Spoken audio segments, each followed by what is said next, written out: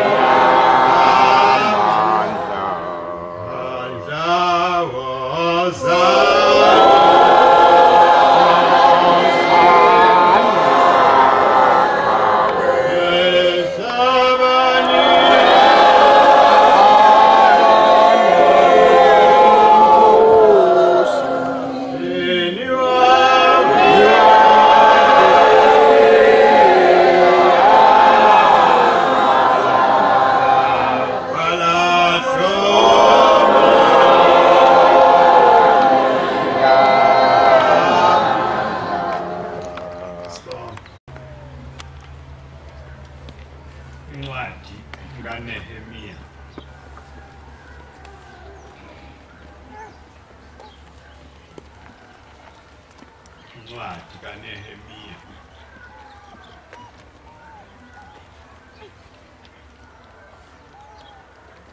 Usahluko sesishiyagalombili.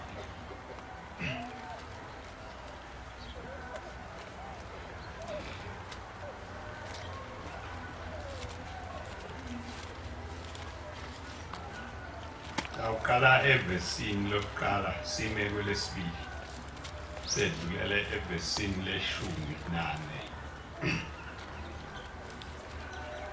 Abantu bonke bebuthene nganhliziyonye ebaleni ngaphambili kwesango lamanzi. Basho ku-Ezra umbhali ukuthi akalethe incwadi yomthetho kaMose uJehova abe eyalile abakwa-Israyeli ngayo.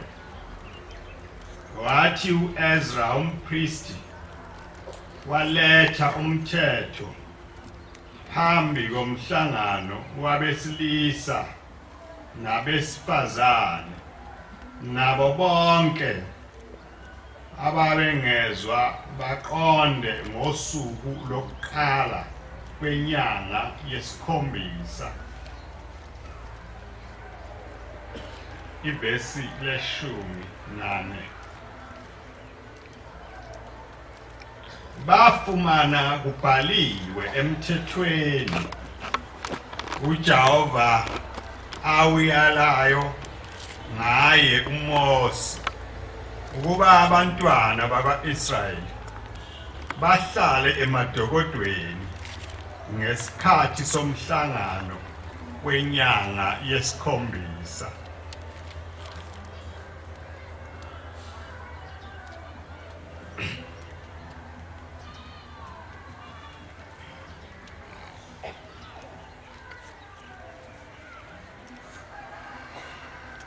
Lokhu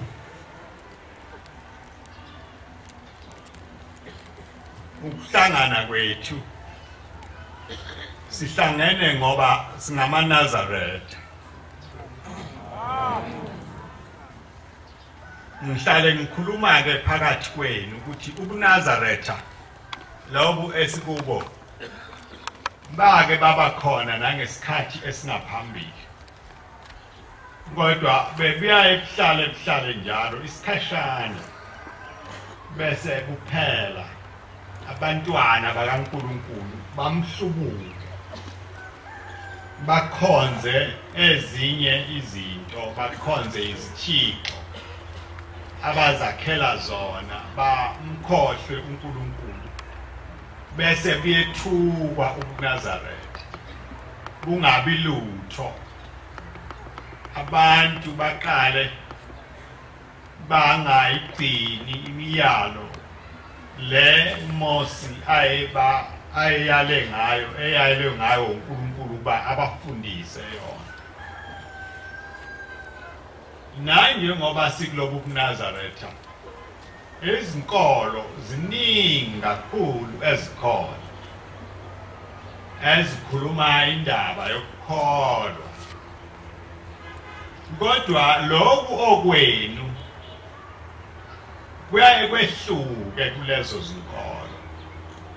Abantu abaningi bese bekhathazeka befuna ukuthi lokhu nina eniyikho kuyini, kwavelaphi, kwaqhamuka kanjani. Laba befundisi ababekhona ngaphambi kokuba uShembe aqale umsebenzi kaNkulunkulu babe ngayikhulumi ngani le ndaba efana nekaShembe na uShembe kanti yena uvelaphi. Ngoba laba befundisi bafike bakhuluma into noma behlukene ngamahlelo, kodwa indaba yabo iyezwana, ihlangana kakhulu kunale yenu. Le yenu yehlukile kakhulu.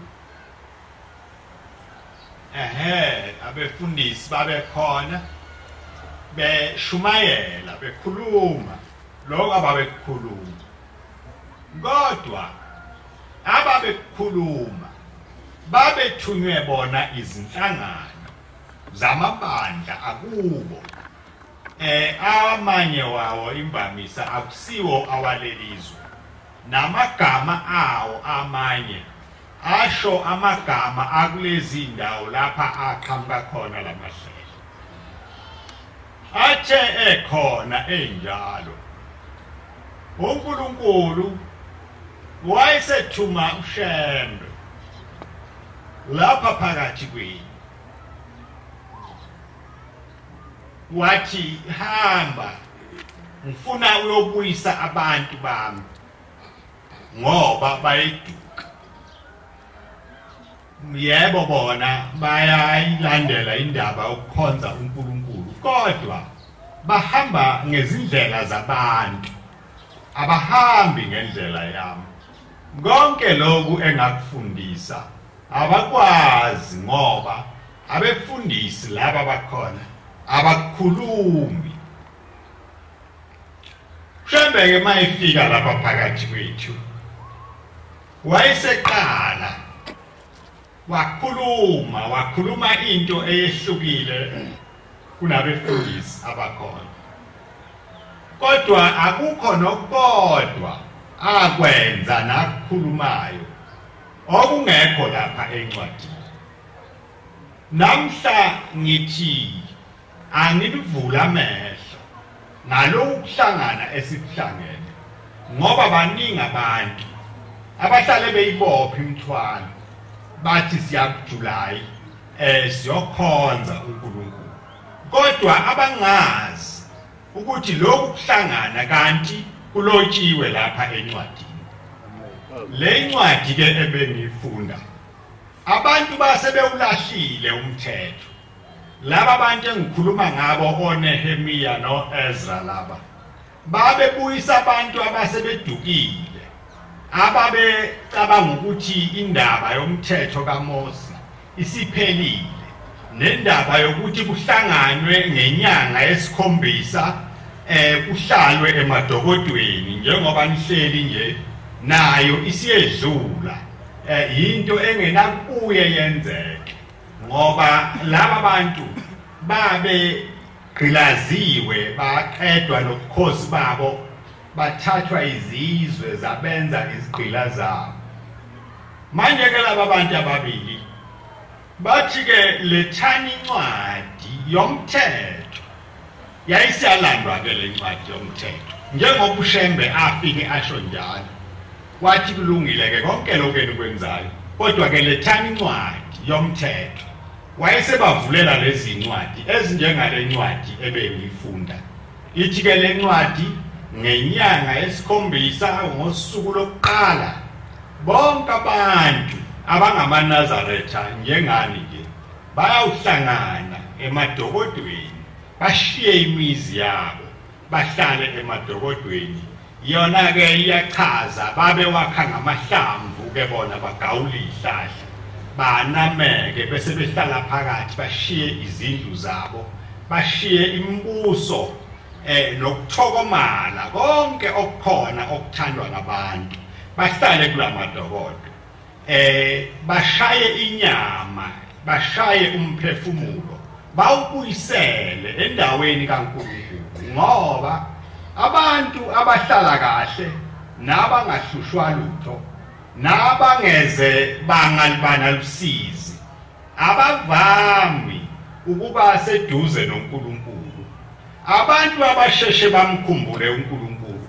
abantu abanosizi abahluphekayo manje ke uthi ke uNkulunkulu ngenyanga yesikhombisa nongaswele lutho akazihluphe asuke ekuthokomaleni ahlale kuleli dokodo ezwe impilo eyehlukile impilo yokuthi hawu kanti umuntu uyakwazi ukulala kuse engalele embhedeni uma kubizwa isiguqo kube lula nokuvuka akhumbule ukuthi njengoba ngilapha nje ngize kuNkulunkulu manje ke abantu baye banibuze bathi lokho enikwenzayo nikuthathaphi ngithi ke nibovama ukuzazi izinto enazabelwayo ngoba akukho nokodwa uShembe avele walala nje wayesevuka ngakusasa ejabule ejatshuliswe yiloko kumjabulisile wayesethi lalelani njalo ngoJuly ngofika la cha kazange akwenze lokho akwenzayo kulotshiwe lapha encwadini. Ngiyathanda ke ukuba nazi ukuthi njengoba nilana nje ni izimenywa zikaNkulunkulu zomthetho awubeka phambi kwabaprofeti ukuba niwugcine.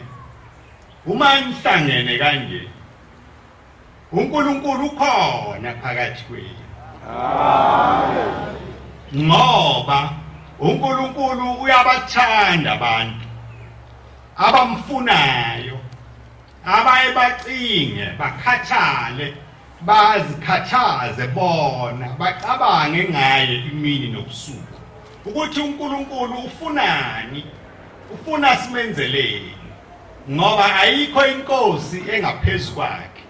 Amakhosi akhona kodwa lamakhosi akhona ubukhosi bawo kuba buhle kakhulu uma bemazi uNkulunkulu, kodwa uma bengamazi uNkulunkulu uhlale bese uzwa amahlazo kuthiwa inkosi isingene ehlazweni, inkosi isiyenza ukuthi yenze izinto eziphambene.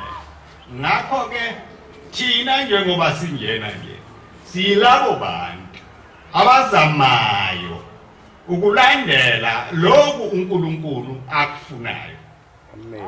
Ngithi ke ningakweyi ukuhlala kwenu kanje. Ziningi izinto enizeswele nenizozeswela, kodwa lokho nje kukodwa kuyayimenza umuntu ukuba akhumbule ukuthi uhleli lapha emhlabeni nje uyahamba. Kukhona isikhathi lapha umphefumulo uzawuhlukana nenyama khona. Umuntu angahlali njalo impilo yakhe yonke engahlushwa lutho. Manje ke ngiyathanda ukuba eyintweni zonke eninazo nezinjani lokhu kuhlangana kwenu kulomkhosi kaJuly kube yinto enkulu. uNkulunkulu anisondeze kuye, inhliziyo yenu ningayenzi ibe lukhuni, ningathi umani phambi kaNkulunkulu bese nenqaba ukwenza izinto anifundisa zona. Mina angifike nalutho phakathi kwenu, ukuphela ngiyabuza ukuthi lokhu enani kufundisiwe nisaphezulu kwakho yini, lokhu enakufundiswayo niyagcina yini. Manje ke anginakho mina engithe uma ngifika la ngase ngithi laba abantu konje ngizawubenze njani. Cha futhi angizimisele engizawukwenza njalo nje ngizawumbuza yona le ndlela engafika nihamba le ndlela ningakhohlwa akusiye yenu eyomnikazi wayo. Nina naba nenhlanhla nafika kukhona oyihlomkhulu abanye okhokho babo abambona ubaba mkhulu bahamba naye bezwa ebabela imithetho kaNkulunkulu ngokuhlela kwakhe uNkulunkulu. Cha akusikho ukuhlela kaShembe. Shembe wayengelona iqili, wayengena nomuntu onesikhathi esiningi sokuhlakanipha, kwakungumuntu onesikhathi kakhulu sokufisa ukwazi ukuthi uma ngifuna ukuphelela ngahamba phi, unyawo lwami ngizolubeka phi uma ngifuna ukuphelela phambi kaNkulunkulu. Manje ke wayese ehlala njalo ke umphefumulo wakhe nempilo yakhe eseyibeka kule ncwadi ebengiyifunda, ngoba inemiyalo yonke ephelele yokuthi ma umuntu efuna ukusondela eduze kokungcwele ufanele ukuba aziphathe kanjani. nani ke sengathi uNkulunkulu anganipha amehlo afana nawakhe, amehlo afana nakaShem, Amen. angakhangwa izinto zomhlaba kodwa akhangwa ukufisa ubungcwele. Uma ubona into eya ebungcweleni ikuthokozise kunazo zonke izinto onazo nozifisayo emhlabeni. Uma ke nihlangene la nizovuselela umoya wenu ukuba usondele uzikhumbule zonke izeluleko enelulekwa ngazo ukuze ekupheleni kweinsuku zethu singalahlwa. Ngathi kuhle njengoba sihleli nje sibaningi siphelele kangaka. Kusasa engezwakala omunye sekhala kwenye indawo. Ngaba kuhle nalapha siyakhona sifike sihlale kahle kanje. Amen.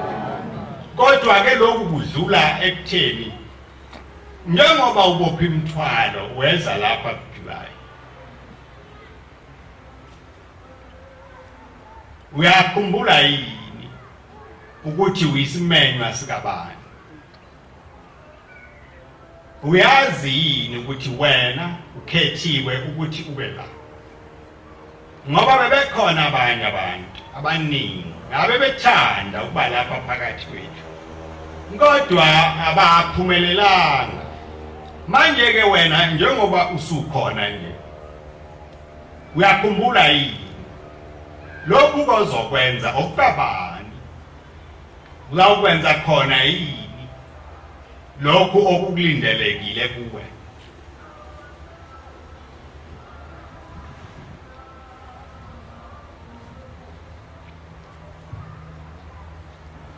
Enye ke indaba enkulu esembethe njengoba silapha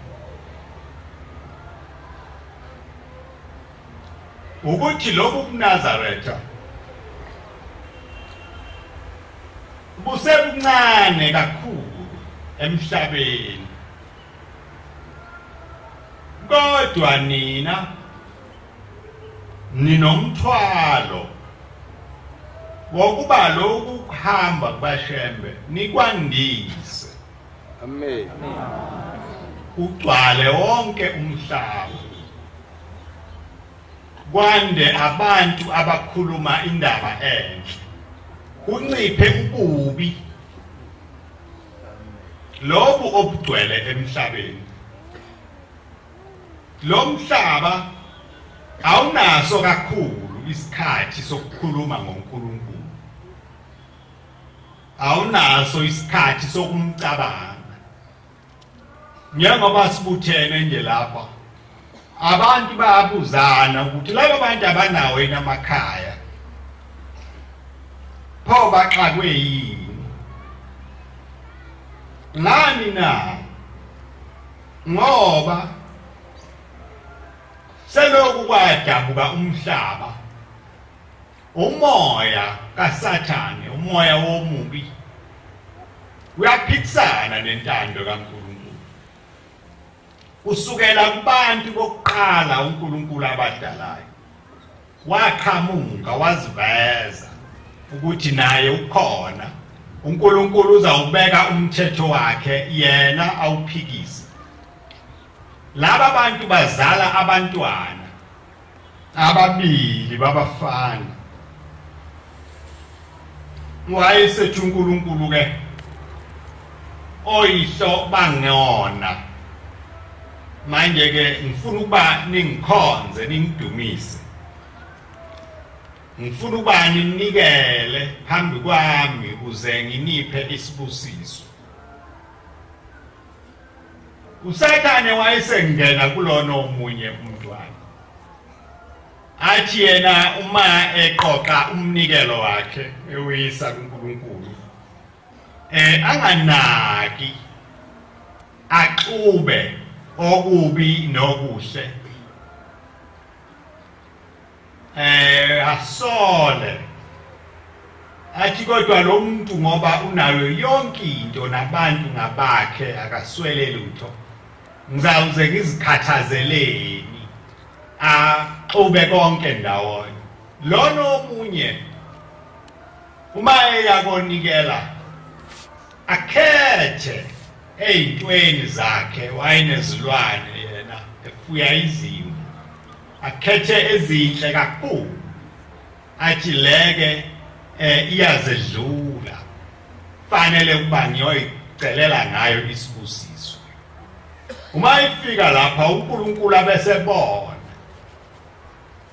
abuke ngeso lakhe abese yakhuluma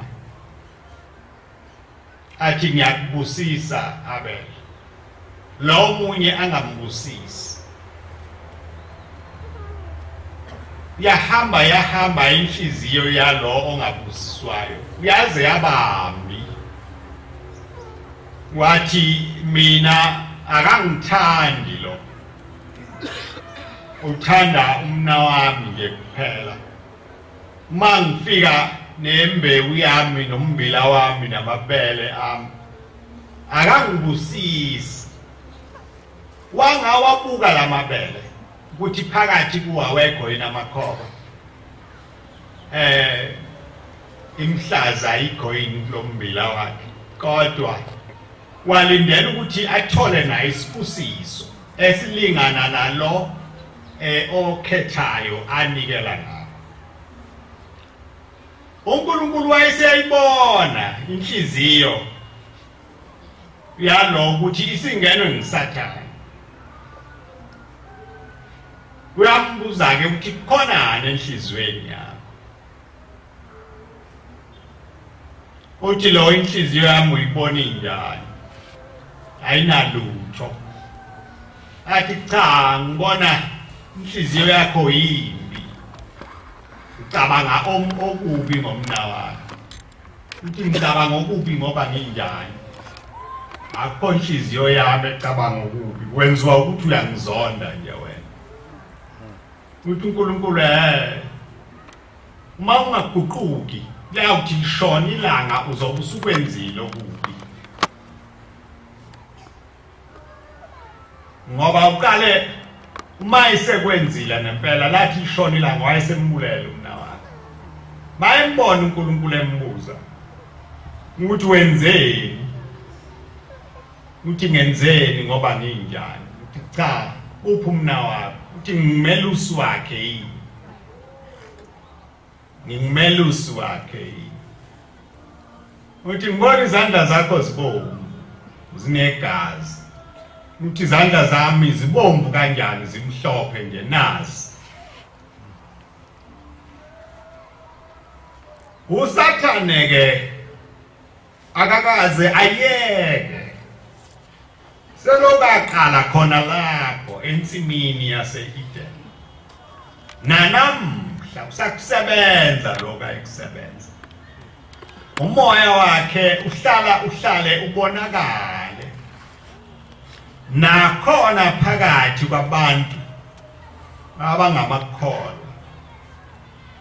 uyazama ukungqongqoza lapha ezinhlizweni zabantu afune ukuzochitha umoya lowo bungcwele engiye ngicabange ukuthi nahlakanipha ngesikhathi niukhetha ukuthi siyawuthanda lo moya kaShem. Amen. Kodwa okusele ngakini okukhulu ukuba niweluse ngoba uma ningawelusi lo moya omubi awukhathali uqhamuka ngezindlela eziningi wehluleke ngalokhu ubuye uze ngalokhu wehluleke ngalokhu ubuye uze ngalokhu kodwa uhlala umoya omubi unethemba lokunqoba kwenzeka noma umuntu esemdala uzwe kuthiwa uhlubukile uphumile ekukholweni omunye athi ekukhuliswe kahle wakhuliswa ngakho ukukholwa kuthi kuphakathi nendawo engaphumile lapha ekholweni uzwe kuthiwa usenza imikhuba emibi enyanyekayo engabafanele abantwana bakaNkulunkulu. Manje ke njengoba silapha nje size kuNkulunkulu, akukho lutho esize nalo. Njengoba sifikile nje sifike nemthwalo nje yezono eziyinhlobo ngeinhlobo, ezinye ziyaziwa ezinye azaziwa, umuntu indaba yakhe. Kodwa sizofuna amandla ngoba uNkulunkulu siyamazi, sesambona, nobaba bethu bambona, nezalukazi ezisizalayo zambona lo Nkulunkulu. Abanye la bathwele imithwalo yabazali babo, okwathi mase behambe emhlabeni bathi mntanami ungaphumi kuloku kuhamba uzongisize wehlukani nokuNazaretha. Njengoba bekhona nje bahleli nalelotshe liyamshisa lapha emqaleni, uyathi noma ifikelwa umoya omubi noma ngabe ngumoya wokuhlubuka athi kodwa ngiyawuthini kubaba, ngiyawuthini kumama, ngoba wangiyala wathi ngaphumi kuloku kuhamba. Umuntu abe sehlala. Kodwa lo moya kaShembe ubongile abantu abaningi namhla, abanye abangabe baseyindaweni ezimbi ezesabekayo, kodwa ngokuhlala phansi kwalesi sandla baphepha ezintweni ezingcolisa bonke abantu. Ngithi ke lokhu kuhlangana kwethu ningakwenzi ize, ningathi mani lapha phambi kaNkulunkulu nilibale ukucabanga izinto ezedlulayo. Lokhu ngihlale ngikusho, unenhlanhla umuntu isho njalo iNkosi yasePhakameni, onenhliziyo ephelele njengoba silapha nje, ozawuhlala kuze kuvalwe inhlangano, engakaze ayicabange nembuzi yakhe ukuthi kazi imbuzi yami injani ekhaya, angayicabangi nenkomo yakhe, angacabangi lutho, athi uma ngilapha ngiphelele ngizofuna uNkulunkulu. uNkulunkulu mayengiphe isibusiso kwenele, ngoba okuningi angikwazi ukuthi kwaqhamukaphi, ngakubona sekukhona. Abanye abantu bayibalibale amandla abo, ahlale watusa amandla akhe, lokhu amandla ami, lokhu amandla ami. Gcine lamandla esemenza umuntu angabe sabanga isikhathi sokucabanga ngoNkulunkulu. Abantu abahlale njalo becabanga ngamandla abo nezimpumelelo zabo abavami ukuba nesikhathi esihle sokucabanga ngoNkulunkulu. Umuntu ahlale lapha phakathi kwethu kanti akakhokhelekile, uyawuthi kusuka bekwenzeka into nje encane engenamsebenzi eyedlulayo, umzwe sethi hayi seniyahamba, hawu yini sibanibani, ngidunyazwe ngusibanibani. Ngokuphoqa umuntu nje sewushiya ukukholwa kwakho into enkulu kangaka, athi hayi ngiyahamba. Ngani na?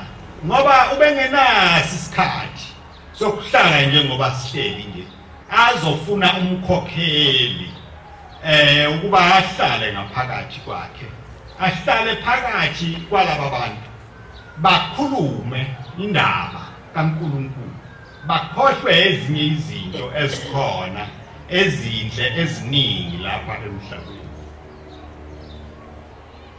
Lokhu kuhamba kwenu nami angikwazi, ngazalwa nje ngakhulela khona ePhakameni, kukhona ubaba ngimuzwa ekhuluma nabantu nezalukazi ezazikhona ePhakameni, namakhehla ayekhona ePhakameni esawabonayo.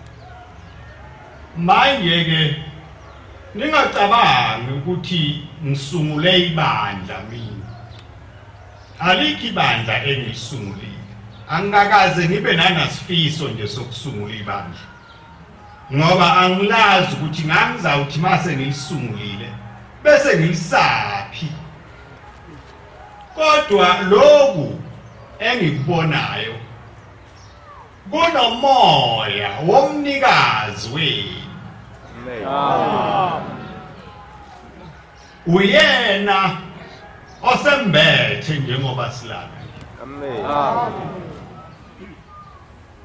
Ukuthi uzawukwenzani ngathi akuyona indaba yami leyo, ngeke kungikhathaze kakhulu. Uyazi yena. Amen. Uyakwenza lokho akuthandayo. Amen. Akasoze futhi aphikiswa umuntu. Amen. Akekho futhi nongamvimba. Amen. Nabe bezama behlulekile. Ngoba esibona namhla besingakuboni izolo. Kuloko kukodwa kuyashumayela kithi. Kufanele ngabe kuyinkokhelo enkulu ukuthi uNkulunkulu uyakwazi ukwenza into engekho ibe khona. Engithanda ke ukuba ningasuki kuko. Ningasuki emthethweni kaShembe. Amen. Noma ngabe sekumnandi seniyathokoza ngabantu abajabulayo nabahlobo sebebaningi nezinto seziziningi. Ningawulahli umthetho. Amen.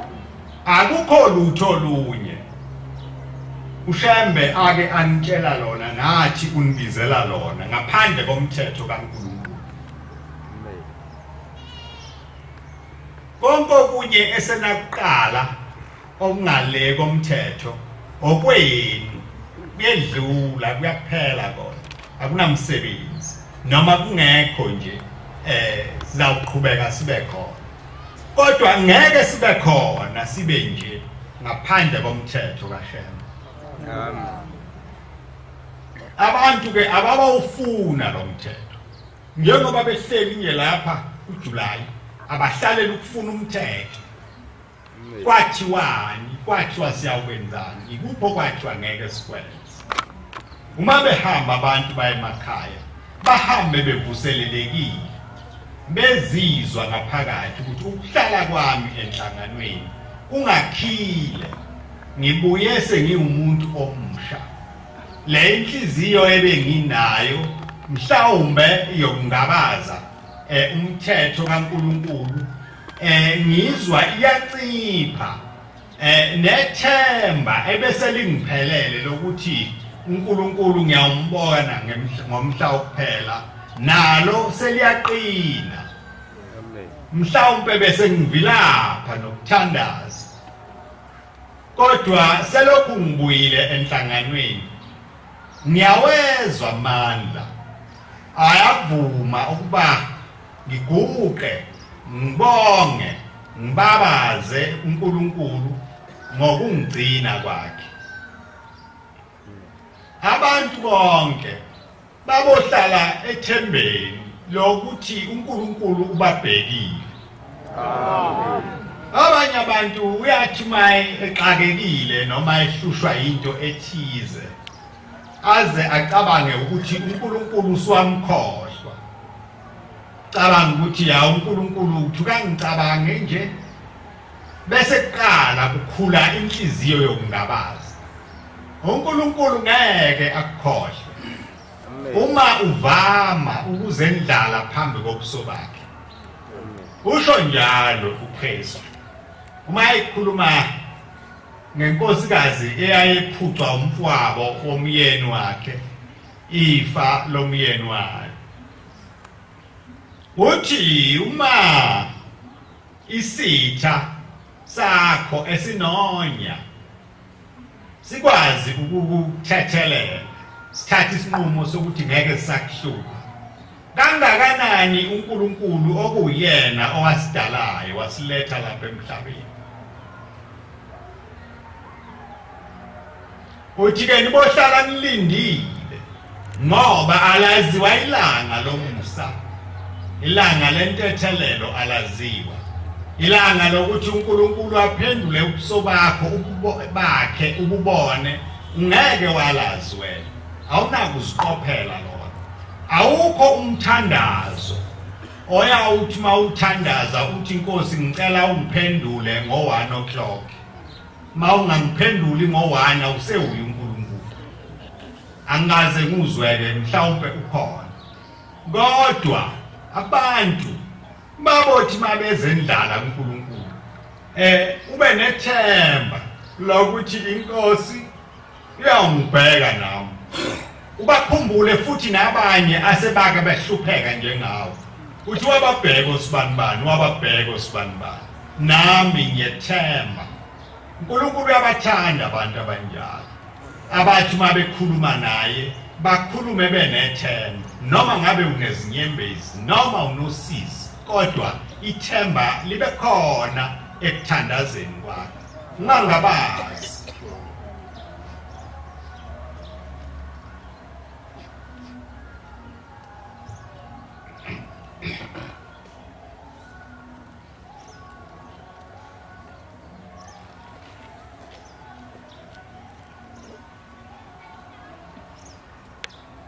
Incwadi kaLuka Incwadi kaLuka sahluko seshumi nesishiyagalolunye sahluko seshumi nesishiyagalolunye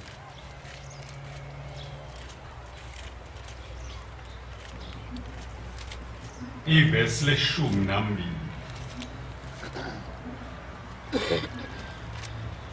ivesi leshumi nambili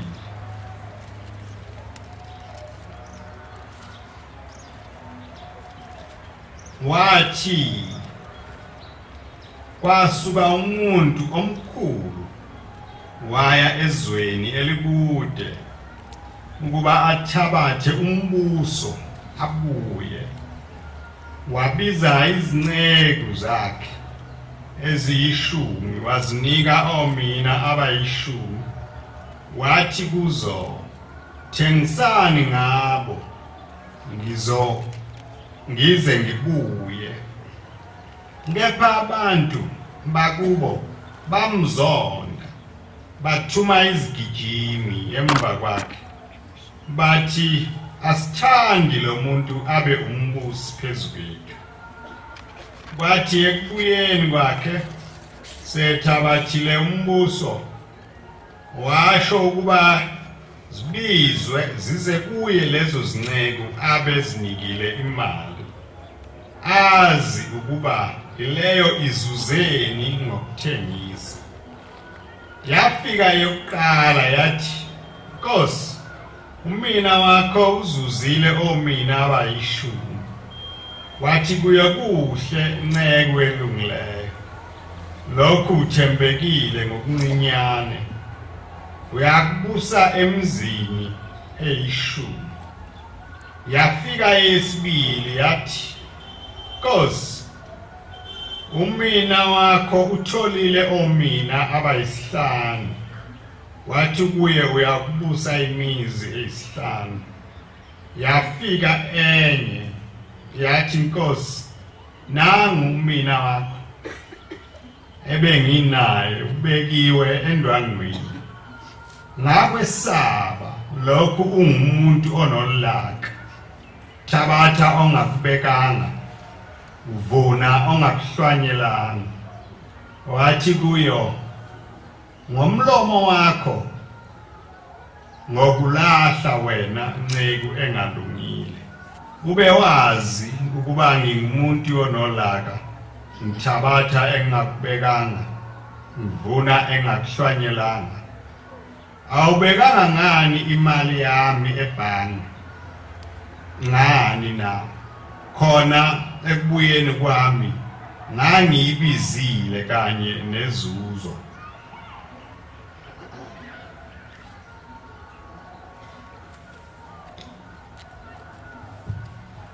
ngithi ke njengoba silana Zashiwa inkosi yasePhakameni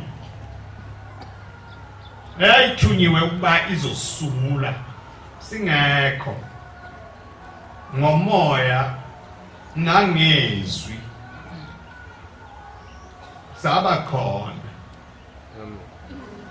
uma ihamba inkosi yasePhakameni kwahlushekwa kakhulu ePhakameni kwaba nosizi abantu bephelelwe ithemba bengazi ukuthi uzawuba njani ngoba babengakaze bakucabange lo okwakubehlela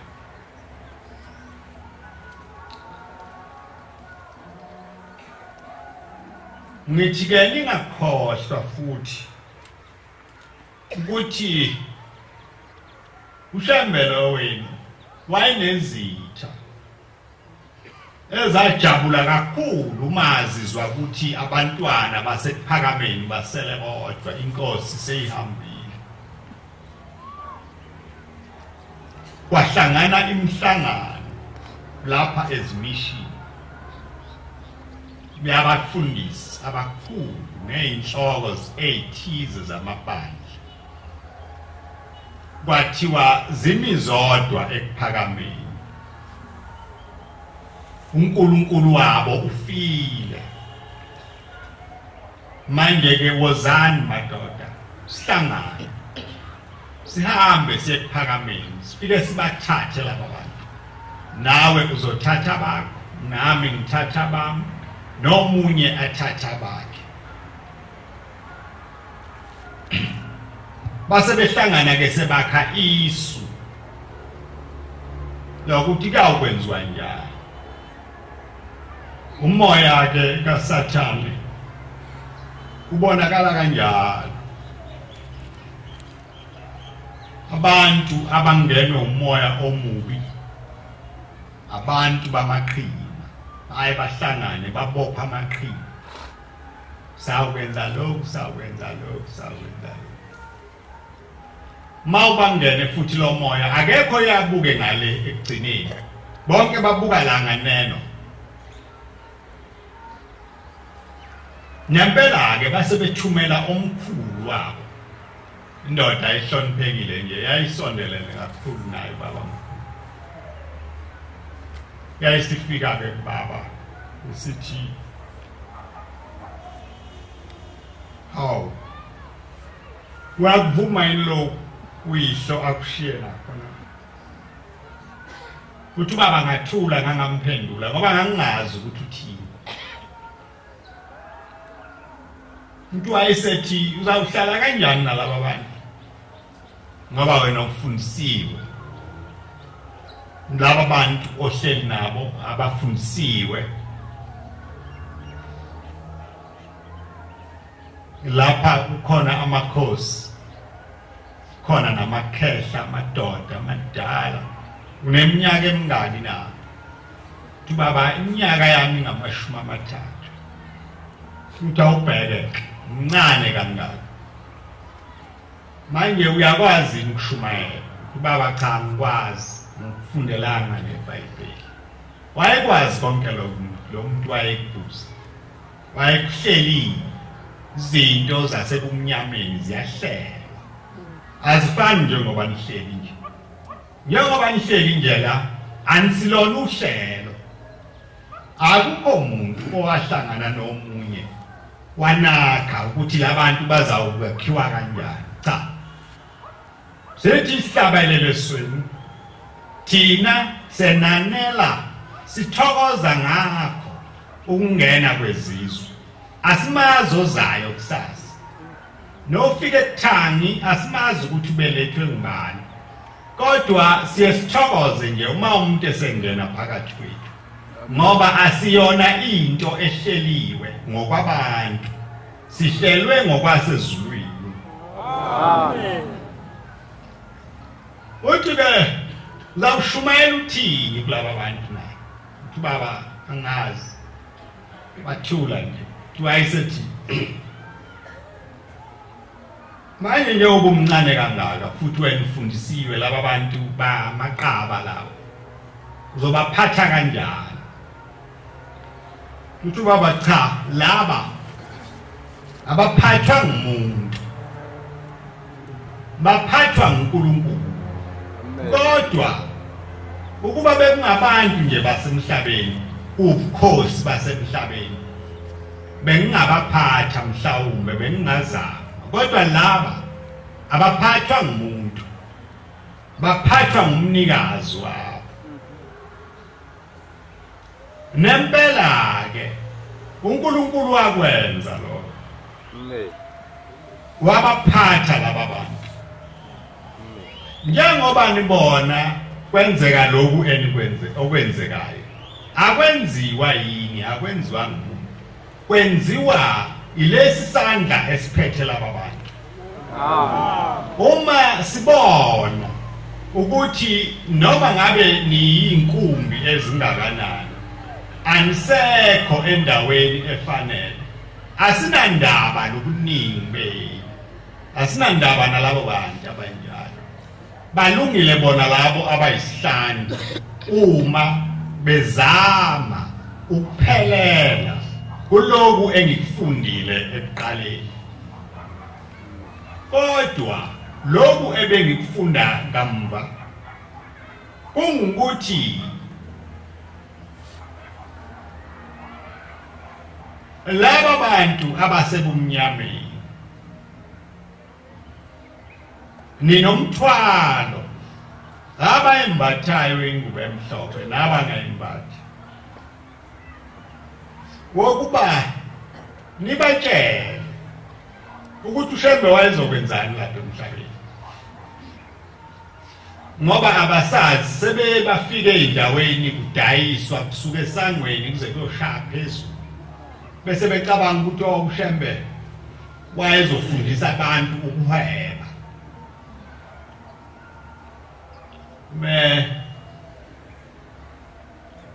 ma kuyimgidi beyobuka ezicawini bafike kushawa ingoma bese bethi uShembe futhi wabona ukuthi le ngoma ekhona ayenele akafundisa abantu ingoma entsha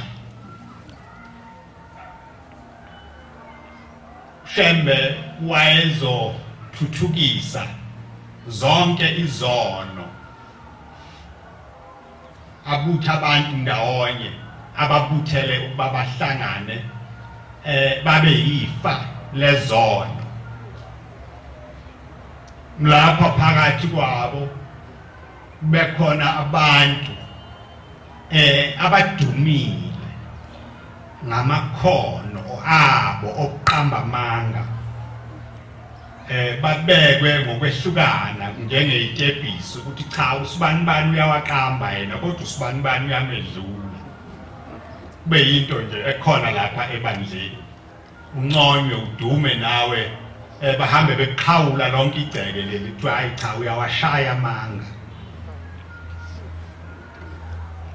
ngoba ikhono leli oluvezayo nawe kubantu wayengezele lokho Shembe wayengezele lokho Shembe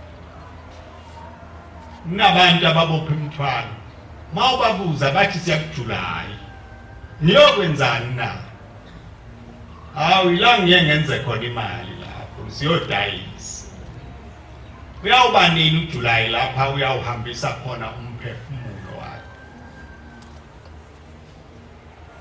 ukhona imphakathi kwethu ongasukuma asitshele athi mina ngosuku oluthize ngesikhathi esithize ngiyawuhamba emhlabeni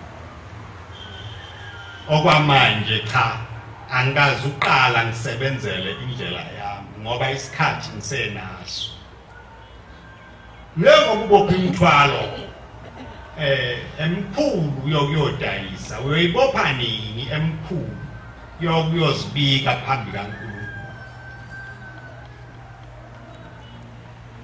ngithi ke umani lapha ningafani nalabo bantu bakwaIsrayeli ababe ayi bahlale bakhumbule eGibhithe bakhumbule nezithixo zakhona baze balinganise ukuthi siseseGibhithe isithixo esithize sasisikhotamela kanje esithize sasisikhotamela kanje kube kuhle bese kuthi owayengekho lapho eGibhithe azibone ehomncinyane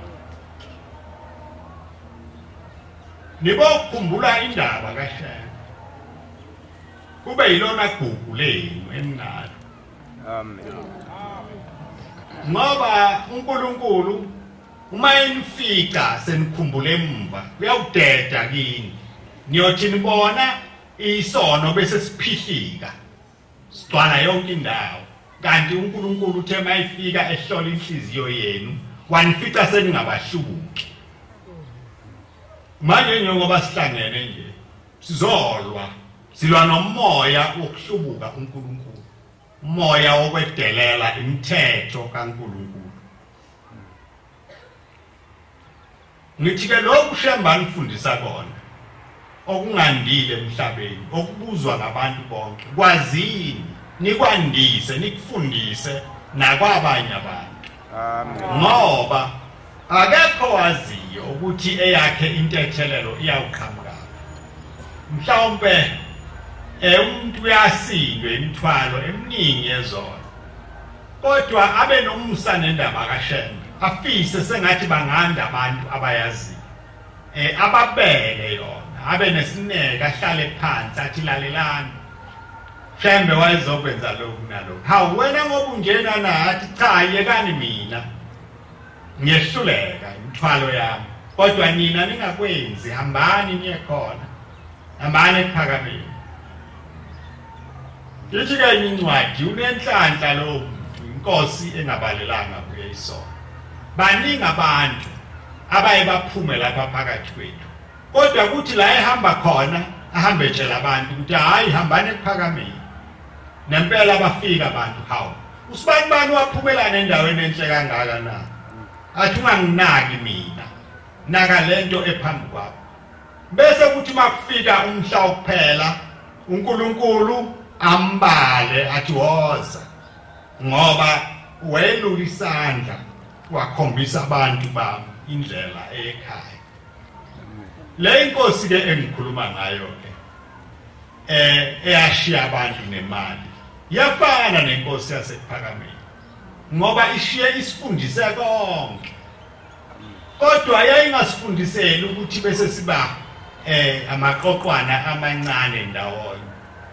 yayisifundisela ukuthi umhlaba wonke uphile Amen. sisho njalo isihlabelela bese isihlabelele kuseni sithi lelizwi nina ngoba seniyalazi landiseni zisinde zonke izizwe lokhu kusinda kwenu akusikho kwenu nodwa kufanele kusindise nabanye abantu Amen. ngoba laba bakhuluma la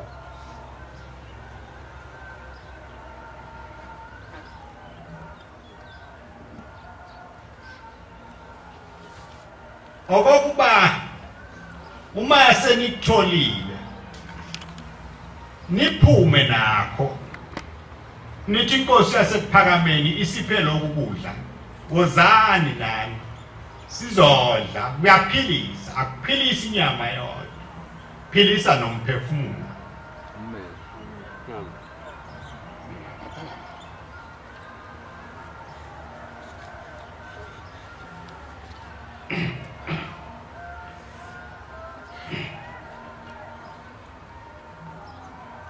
ngoma ekhulu namashumi amathathu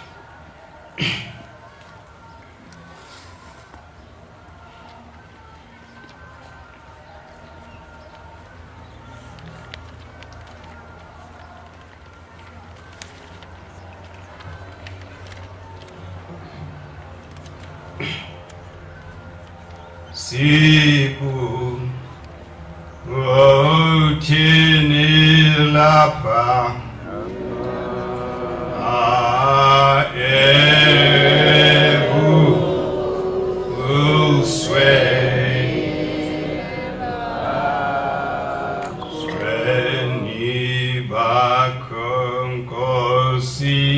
Sibuti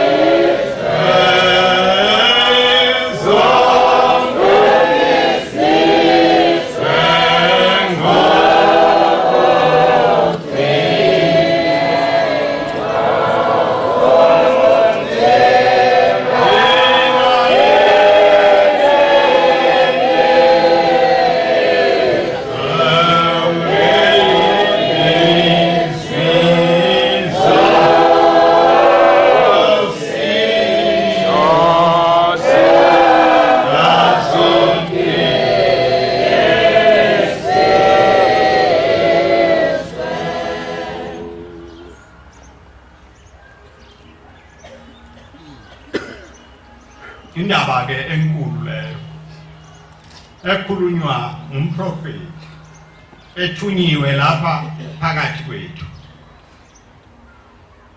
Uthi ke nina njengoba senilana nje nisitsha esihle sokuphatha lelizwe ngoba nilalelile nalizwe langena ngaphakathi kwenu, kodwa alingasindisi nina nodwa, akusinde zonke izizwe ngoba nina ukusinda senikutholile. Lokhu ukusindiswa kwenu kwandiseni abangakuboni nibakhombise kona, nabo beze bazosindiswa njengani. Amen. Bazosindiswa njengani. Ningakukhohlwa ke lokho ukuthi lapha nihamba khona niboyikhuluma indaba kaShem. Amen. Baningi abantu abahluphekayo abangaze bangabona muntu, nangakubo akukho muntu, kodwa mhlawumbe abe nenhlanhla yokusebenza nawe lapha usebenza khona. Uma ke umxoxela abe sebanothanda athi ngiyafisa ukuyibona lento, angaze ngizwe into enjengalento ekhulumayo. Manje ke uma wenze njalo, isandla sakho sisebenzile ngoba sesixhunywe kwesikaShem. Shembe wayithunywe kona lokho ukuthi azokhuluma nabantu abaningi ukuthi balandele izwi elilodwa. Manje ke nina ningumsebenzi wezandla zakhe. Uma uShembe esenondlile, khulani. Uma nikhula nibabize bonke abantu. Amen. Ningathi abantu uma sebefikile phakathi kwenu bese niyavilapha, nilibale ukubabala amakhanda abo ukuthi mangaki. Abantu masebe lapha phakathi kwenu bafuna ukwazi ukuthi kuphilwa kanjani kuleli khaya, uma ngifuna ukusondela eduze kaNkulunkulu fanele ngenze njani abantu nibafundise yonke imithetho kaShembe nibaphe isibindi sokubekezela indaba kaShembe iyasinda kakhulu baningi abantu abayithandayo abanomvalo athi umuntu cha ngeke ngakwazi ngiyawufike ngehluleke engakangeni azibone nje ukuthi athi awungeke ngikwazi ngiyakwehluleka kona kuhle ngiyakuthanda kodwa nina niphiwe ukuba nibakhuthaze abantu nibanike isibindi bangesabi bangabi nalo uvalo bangesajiswa muntu noma umuntu esephendukile nibovama ukusondela eduze kwakhe nimkhokhele azi ukuhlukana kwezinto amen ngoba uma umuntu enza okuphambeneyo engayalwanga muntu icala lenu lelo kunabantu lapha abagcotshiwe bagcotshelwe bona lokho ukuba babheke ukuthi imithetho kaNkulunkulu iyagcinwa yini nibokubheka ke lokhu kugcotshwa kwenu akungabi igugu lasemhlabeni ngoba ezulwini kuyicala mawugcotshiwe uthwele isindo esikhulu kakhulu ngoba laba bantu kuyawubuzwa kuwe kusasa yini wabakhumbuza yona babethi mabephambi kwakho ubakhumbuzeni ulimi ababekhuluma yilo yini ulimi likaShembe unyawo lwabo lwalunyathela kanjani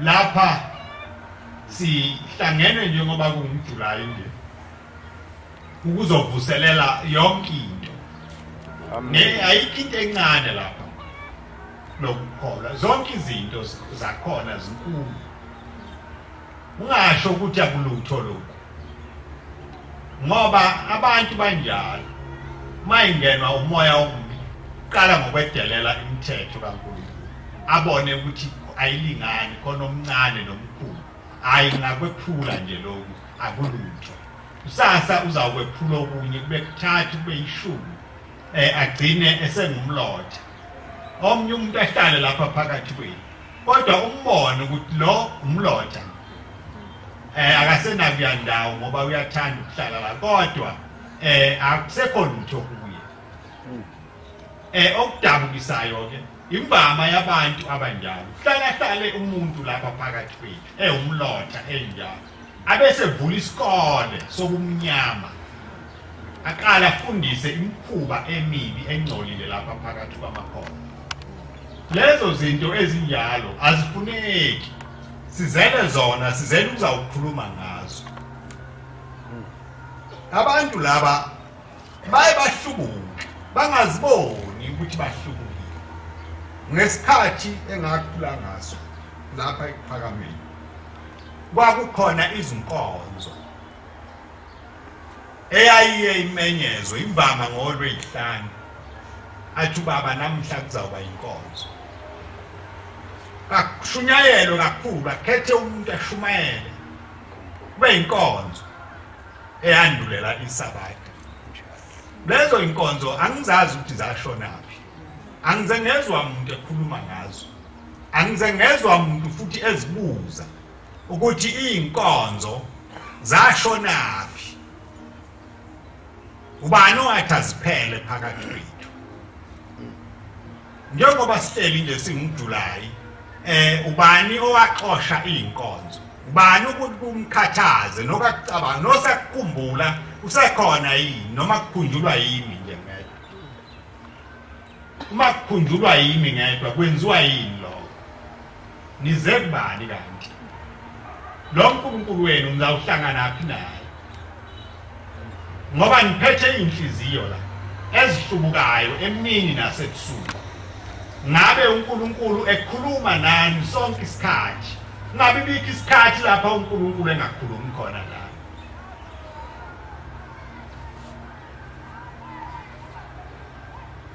ngilindele ukunibona ngibuyela kuzo zonke lezi zinto enazihlubukayo kungabi ngokwenu kube ngokaNkulunkulu Amen. singakwenzeli abantu singakwenzeli ukuthi kuthiwe sehlukile sikwenzela ukuthi lokhu ababekuthola laba babekwenza nathi sikuthole ungasembuki ngabe khona lutho uShembe alisungula lwaba yikhonkwane zalokukhola thina esingezukuba phakathi kwalo ngoba kusho ukuthi asizukufana nalabo bantu abakuthola lokho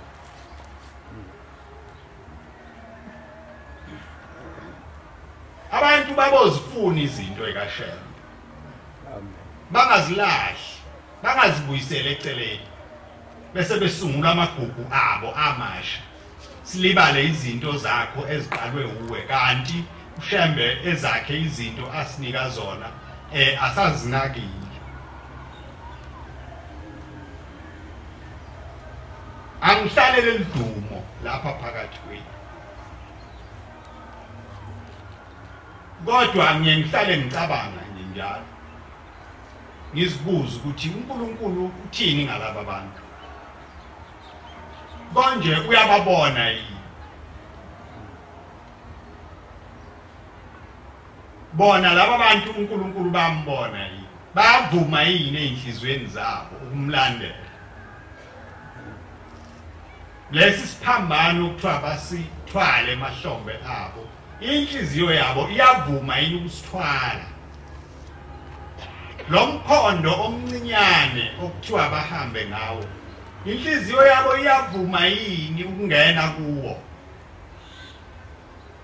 leli sango okukhulunywa ngalo bayavuma yini ukungena kuwo noma kuhle khona lapha emhlabeni konke ukuhlangana kwethu nokukholwa kwethu into ephela khona uma kunjalo angithandi ukuhlala phakathi kwenu ngithanda ukuhlala phakathi kwenu uma nikuzwa lokhu uNkulunkulu anibizele khona uma nizimisele ukuba uNkulunkulu ayithenge inhliziyo yenu yehlukane nokuthanda ukwenza izinto ezimbi uma inhliziyo yenu ninikele kuNkulunkulu ngaso sonke isikhathi njengoba ngihlale ngisho nje ngithi isono sikhona esalapha emhlabeni kodwa abantu abazabalaze babonakala ukuthi kodwa bayazama ukusondela kuNkulunkulu uma bephambi kaNkulunkulu bazinikela bafuna amandla okwehlukana nalezi zinto ungabi abantu nje abayimlwelo othi noma ubabuka udabuke kodwa ubone ukuthi udabukela into engenamsebenzi abantu bangajwayeli ukwenza izono ngenkani kuba besakhokhelwe njalo umuntu abuyele kuso leso sono nakusasa avuke ababazi intshumayelo kodwa aqhubeke enze lokhu kumnyama bakhe abenzayo lapha ebenza khona ningakhohliseki abanye baye bacabanga ukuthi mhlawumbe sibancane ubaba ngeke avume uma sengitholakala esoneni ukuba ngikhishwe lapha enkolweni uyawuhamba ngoba lokuba sihlangane sikhulume ngezono kodwa siqhubeke nokuzenza kuyokudumaza umsebenzi kaNkulunkulu le inhlangano njengoba sihleli kuyo asihleli ngokwethu akuyona inhlangano yemikhuba le inhlangano yokuba sizilondoloze sizibekele umsa kaNkulunkulu abantu bangabophi umthwalo emakhaya bayibophele ukuzogila imfuba phambi kaNkulunkulu bangakwenzi lokho ngoba iyo lento eyenza abantu behlukane phakathi babalekela imithetho kaNkulunkulu abayifuni bafuna ukuhlangana nje babe baningi bese begqoka ingubo bayibize ngoShembe bese mawufika phakathi kule ngubo ufice yonke imikhuba emibi enyanyekayo nesabekayo hawu uShembe wayezofundisa lokhu na lo Shembe olandela yilabantu kanti wayengalungile wayebafundiselana abantu into enje ngoba abantu ofikayo akaboni akazi ukuthi lokho enikwenzayo ngokwenu akusekho umuntu futhi okhuzayo nomfundisi noma ephethe inkonzo akakhulumi lutho uma ke kufanele kube khona omubi la phakathi kwenu mina angesabi ukuba mubi ngokukhuluma umthetho kaSheba angiyubuye futhi ngishintshe ngibe ngokunye ngoba angizazi ukuthi ngabuye ngibe yini manje lapha phambi kwenu bese ngikhuluma indaba yami anginalutho mina nokuthi ngathunyelwani phakathi kwenu indaba kaNkulunkulu le uyena oyazi engikushoyo kunye ukuthi khokhelekani evuleni inhliziyo yenu nivulele imithetho nomusa kaNkulunkulu umuntu azikhokhele azibuyise njengoba sihleli nje la ahlalele ukulinda ukuthi inkosi ngibone nami nginemthwalo engiyithwele enje kodwa anginalo elinye ithemba ngaphandle kwakho njengoba ngize kuwe nje inkosi ngigeze uma ngiphuma phakathi kwalomzi ngiphindayo emzini kaBaba ngihambe sengingumuntu omusha ngithi-ke ningamcunuli uNkulunkulu ngathwala imithwalo yezono zenu nizogila imikhuba phambi kaNkulunkulu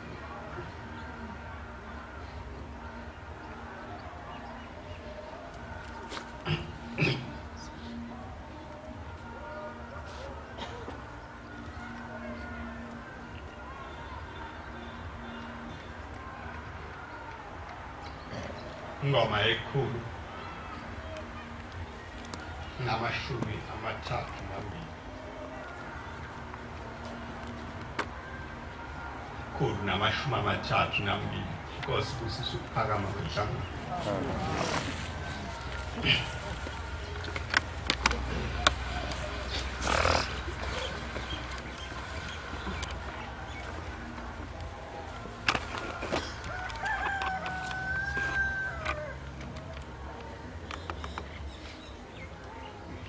mina ngikhumbula esivini agcina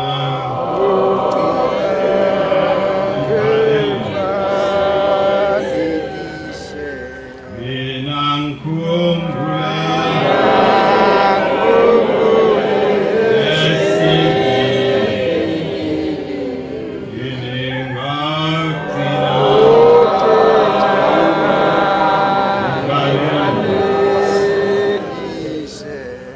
abaningi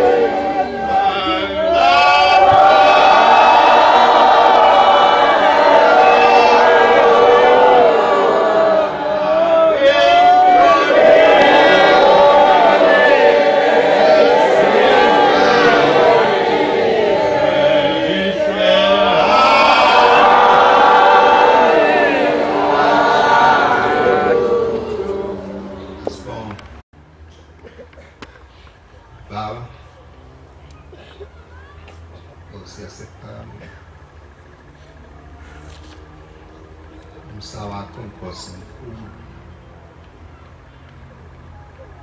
Ngoba wena usimemile. Ungasibiza kuzindawo. Siyacela Nkosi yasePhakameni. Ubalo ukuhlangana kwethu. Okungumsebenzi wakho. Ungaphenduki Nkosi kube yinto yombukiso.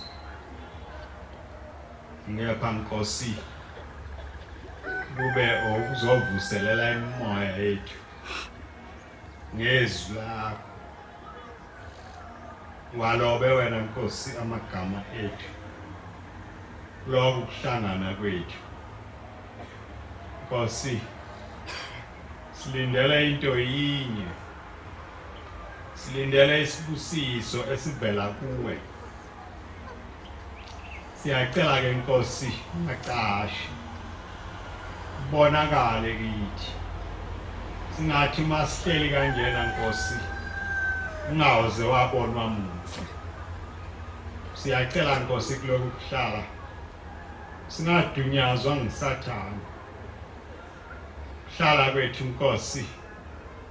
Kube sentendeni yesandla sakho.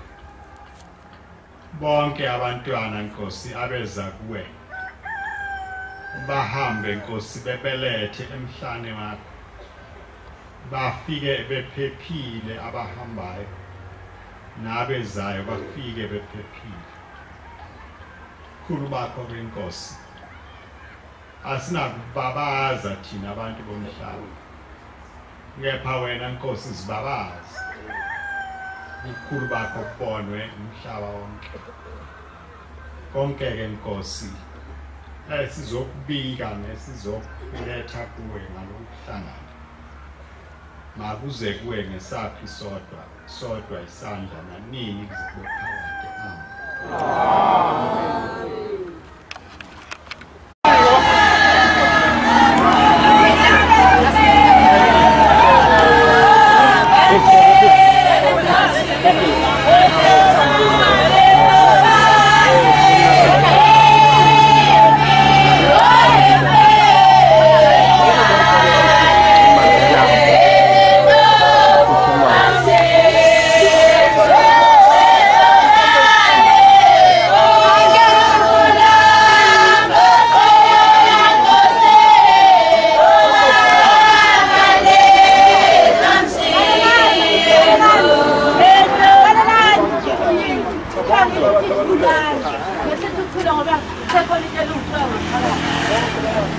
Amen. Thane nami kodwa beme kanjena bengahlikizeki kodwa kuthiwa sime kanje singahlikizeki ngoba